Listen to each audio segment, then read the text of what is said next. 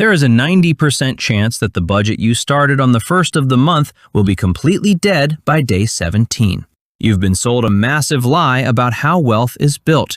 You've been told that if you just track every single transaction, every $5 latte, every Uber ride, every subscription, you will eventually unlock financial freedom. But the opposite is happening. The people obsessively tracking their expenses in color-coded spreadsheets are actually trapping themselves in a cycle of financial guilt, while another group of people who literally never look at a budget, are quietly hoarding cash and buying back their time. Today, we're going to look at what happens if you completely abandon your budget. We'll break down exactly why your willpower is mathematically designed to fail you, and what happens when you build the anti-budget instead. The secret to your savings isn't discipline, it's laziness. Let's talk about your month. You get paid. You feel that brief, fleeting rush of dopamine as the deposit hits. For about 48 hours, you are a financial titan. You swear this month will be different.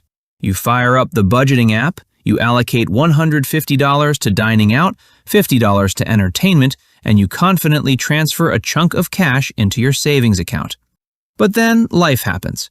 Your car needs a weird sensor replaced. Your friends want to go to that new place downtown. It's a Tuesday, you're exhausted, and the thought of cooking makes you want to walk into the ocean. So you order takeout. Suddenly, you're manually moving money out of your savings back to your checking to cover the gap. You feel the sting of failure. You tell yourself you'll just make up for it next month. But here is the specific reason you won't, and it has nothing to do with you being bad with money. It's called decision fatigue, and it is the silent killer of the American middle class. Every single time you have to actively choose not to spend money, you're draining a finite battery of willpower. By 3 p.m. on a Thursday, after making hundreds of micro decisions at work, your cognitive battery is empty. Traditional budgeting forces you to rely on that empty battery to make your most important financial choices. You're asking your tired 3 p.m. brain to care about the retirement of your 65-year-old self. Your 3 p.m. brain doesn't care about a Roth IRA. Your 3 p.m. brain wants a burrito. The fatal flaw of the line item budget is that it requires constant active participation. It demands that you fight human nature every single day. Let's look at the escalating cost of this failure loop. Week 1, you overspend your grocery category by $40. Minor.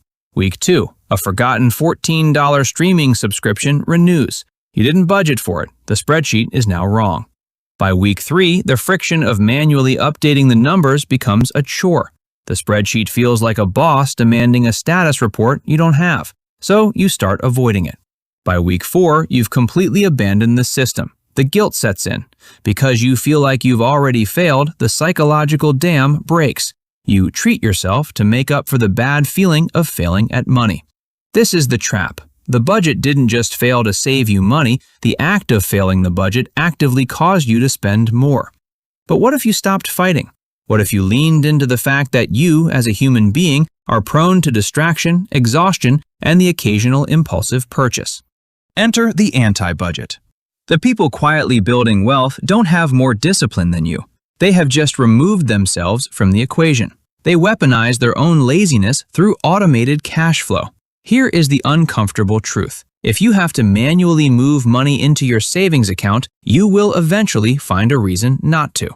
The anti-budget works on a single, brutal rule. Pay yourself first and make it invisible. Before the money ever hits your checking account, before you ever see it, a percentage is automatically routed away. Direct deposit splits into a high-yield savings account. Automatic transfers hit your investment accounts on the 1st and 15th of the month.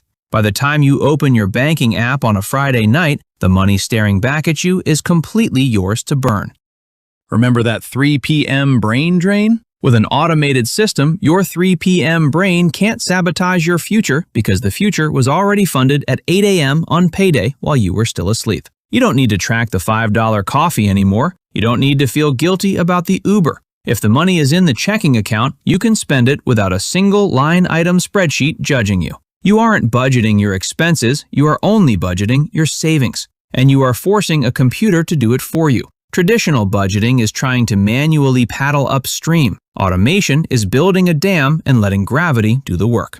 The wealth divide in this country isn't between the disciplined and the weak. It's between the people relying on willpower and the people relying on systems. You can spend the next decade of your life feeling guilty about your checking account, or you can spend 20 minutes setting up the automation and never look at a spreadsheet again. But what happens if you automate too much? What if you take this system and blindly pump every spare dollar into the market without looking at your debt? Well, the math on that crossover point is terrifying. We break down exactly how much money you lose by investing before paying off your credit cards in this video right here.